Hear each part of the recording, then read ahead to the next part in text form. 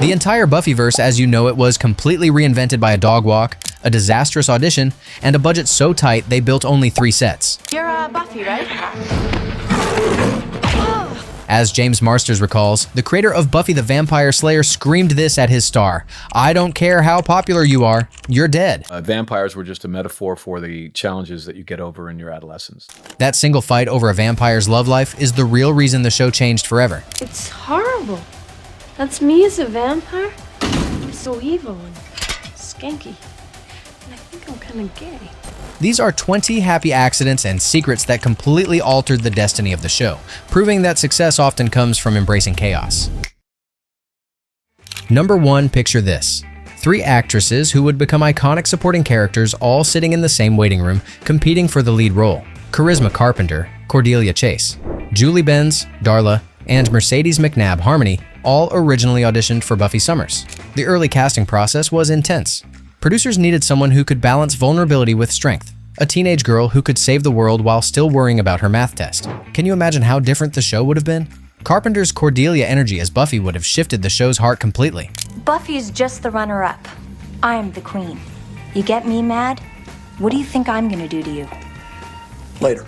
Instead, these 3 found their perfect roles as supporting characters, creating some of the most memorable moments in Buffy history. Sometimes the universe knows exactly what it's doing. Number 2, here's where it gets even weirder. Sarah Michelle Gellar, the woman who became Buffy Summers, originally auditioned for Cordelia Chase. She walked into that room thinking she'd be playing the popular mean girl, not the chosen one destined to fight vampires. I'm the thing that monsters have nightmares about. And right now, you and me are gonna show them why. I don't know what's coming next. Joss Whedon watched her audition for Cordelia and had a lightning bolt moment. He stopped her mid-read and said, "Actually, would you mind reading for Buffy instead?" That single moment changed television history.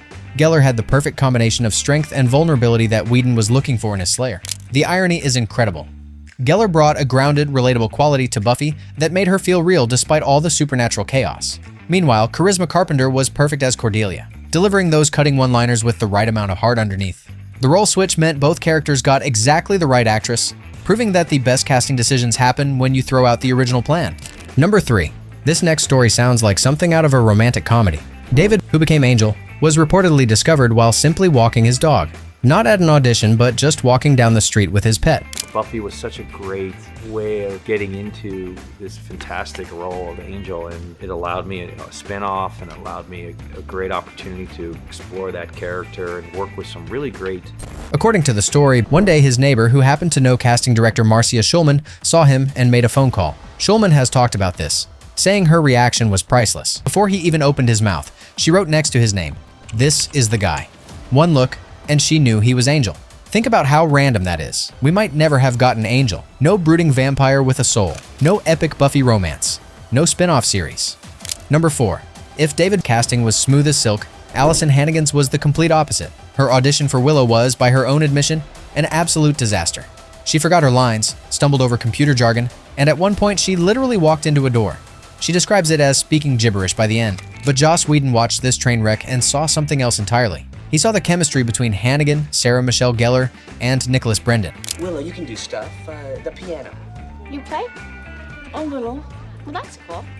You could accompany us and we could attempt to sing. Oh, in front of other people? He saw how naturally they fell into a friend dynamic even when everything was going wrong. Whedon's response was legendary. You couldn't say the words to save your life, but the chemistry was right there. He understood that technical perfection could be taught, but that natural connection between actors is magic you can't manufacture. This disaster audition gave us the heart of the entire show. Willow became the emotional center of the Scooby Gang, and Hannigan's natural warmth and intelligence made every relationship feel real. Sometimes the worst auditions lead to the best casting decisions. Number 5. Now we get into some well-known Buffy fan lore that's become legendary. Spike's iconic black leather coat supposedly cost the production $2,000. To make it look authentically worn and battle-tested, they reportedly ran it over with a truck. Took me on and lost, remember, old man? She's under some sort of spell. Cast by the vilest wretch this side of Mount Everest, which I'm told he has climbed. This story has become part of Buffy mythology because it perfectly captures Spike's character. An expensive, pristine coat was literally run over to achieve that lived-in, dangerous look that made Spike so visually striking. The reasoning makes sense. Spike had been wearing this coat for decades, fighting Slayers, and living rough. A brand new coat would have looked completely wrong. Whether the truck story is literally true or not, it shows the attention to detail. Spike's coat became as much a part of his identity as his bleached hair. The coat itself has a dark mythology. Spike took it as a trophy from Nicky Wood, the Slayer he killed in the 1970s. He's literally wearing a trophy from one of his most significant kills, and that coat becomes part of his redemption arc later in the series. Number 6. Here's something that puts those early seasons in perspective. Season 1 of Buffy had exactly 3 built sets. That's it. The Sunnydale High School library where Giles worked, Buffy's bedroom at home, and the Master's underground lair. Those budget constraints actually forced innovative storytelling. When you can't film in dozens of locations, you have to get creative with your narrative. Every scene had to count, and every location had to serve multiple purposes. The library became the central hub for the Scooby Gang, mission control, training ground, and research center all in one. Buffy's bedroom represented her normal life. When I find it, I'm going to make him pay for taking that kid's life. I'll make him die in ways he can't even imagine. But even there, danger could climb through the window.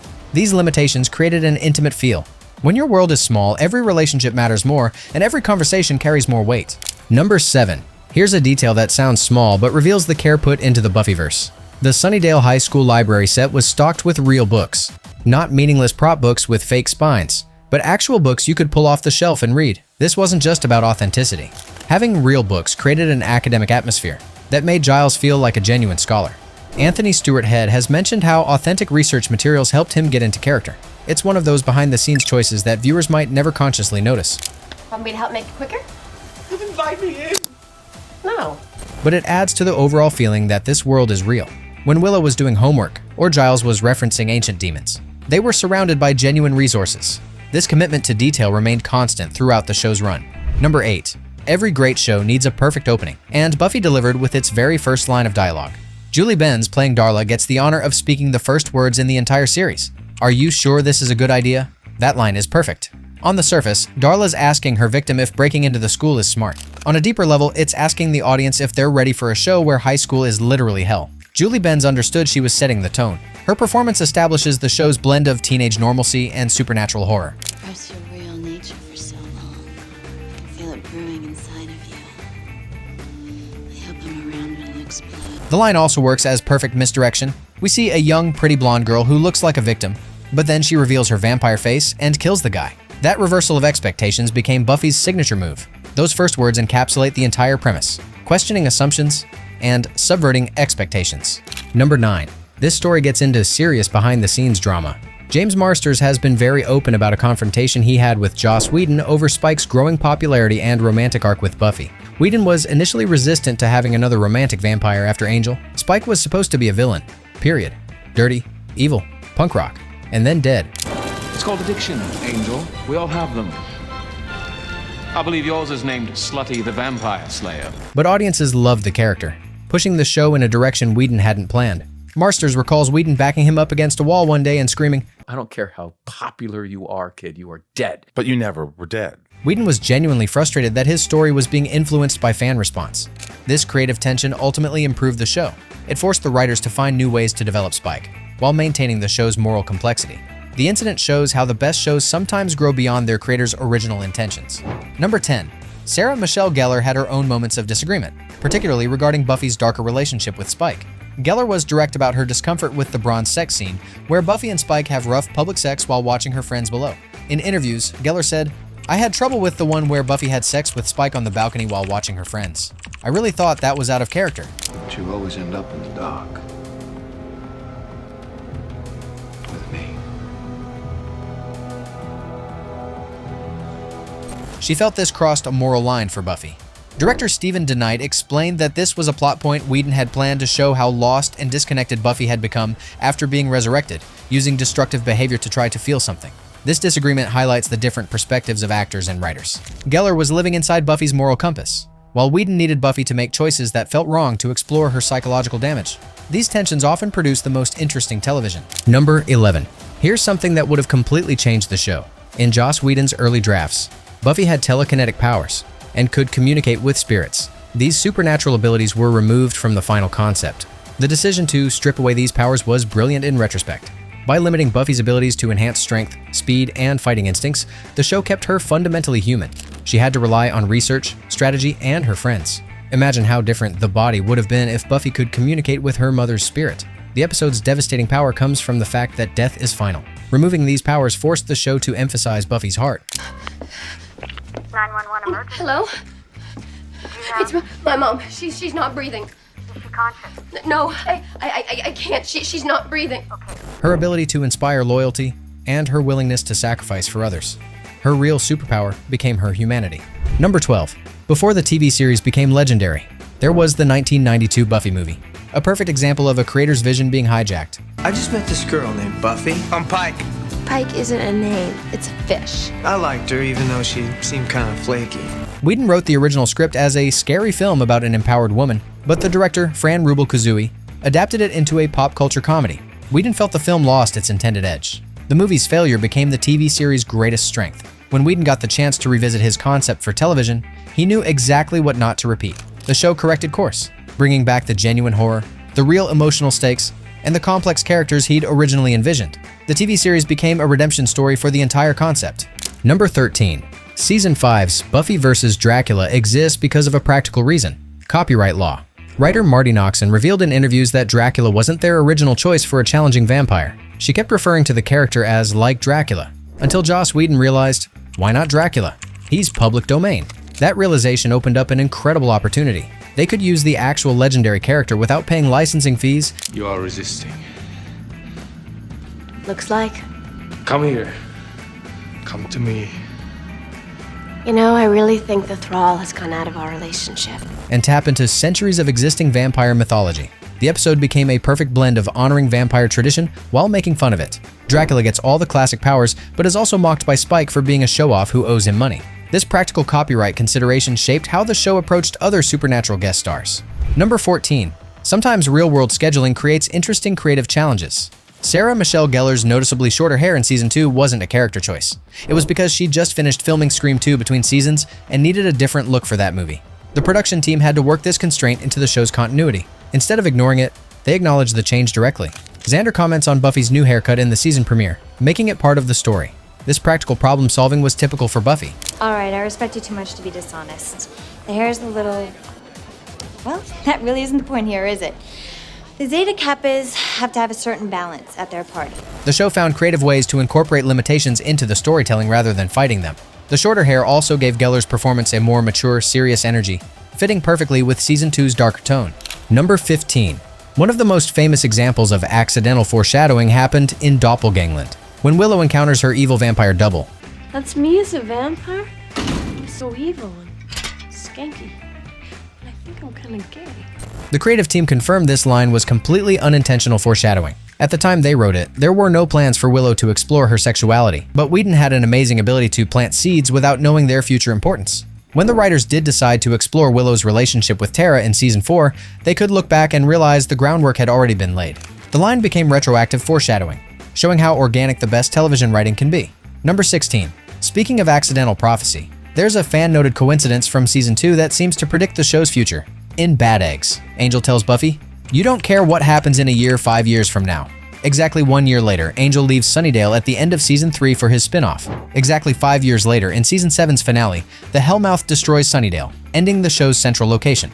The timing is so precise, it's almost supernatural. I'm not allowed to, remember? I see you again, it cuts me up inside. And the person I share that with is me. You don't know me anymore, so don't come down here with your great new life and expect me to do things your way. This wasn't intentional planning, but it became an unintentional roadmap for the series. The line works because it captures something true about the characters. A story about embracing uncertainty and facing an unknown future. Number 17. Joss Whedon was incredibly direct about Riley Finn's purpose. He said the essential thing was finding a character who was the anti-Angel, and forcing Buffy and the audience to answer, "How do I get over Angel?" Riley Finn. I know you. We have a friend in common. Angel. Riley represented everything Angel wasn't: open, straightforward, and morally clear. This wasn't just character creation, it was narrative therapy. Whedon wanted viewers to see what a healthy, stable relationship might look like after the epic, tortured Angel romance. The anti-Angel approach worked for a while, bringing out Buffy's lighter side. But the relationship ultimately revealed that maybe Buffy wasn't built for normal, and her calling as the Slayer made conventional happiness impossible. Number 18. Here's a perfect example of how background characters evolved into major mythology. Nikki Wood, the Slayer Spike killed in 1977, was originally just credited in the script as Subway Slayer. She was meant to be a nameless victim to establish Spike as a threat, but the writers took this throwaway detail and expanded it into a crucial piece of Season 7's mythology by introducing Robin Wood, Nikki's son who witnessed his mother's death. Yeah, I know you do, baby. But remember, Robin, honey, what we talked about. Always gotta work the mission. Look at me. The evolution from Subway Slayer to Nikki Wood shows how Buffy built its mythology organically. This expansion brought emotional weight to what had originally been just another vampire victory, showing the real consequences of Spike's past actions. Number 19. Here's something that completely changes how you view Season 5. Joss Whedon revealed that The Gift was originally written to be the series finale, not just the season finale. Buffy's sacrifice was meant to be her final act. Whedon's original plan included several ideas that eventually made it into the actual series finale 2 seasons later. Most significantly, Sunnydale was supposed to be destroyed by the Hellmouth in The Gift. Network renewals changed everything. It doesn't matter. What are you doing? I have to jump in the energy. It'll kill you. I know. When the show was picked up for Season 6, the writers had to continue a story they designed to end.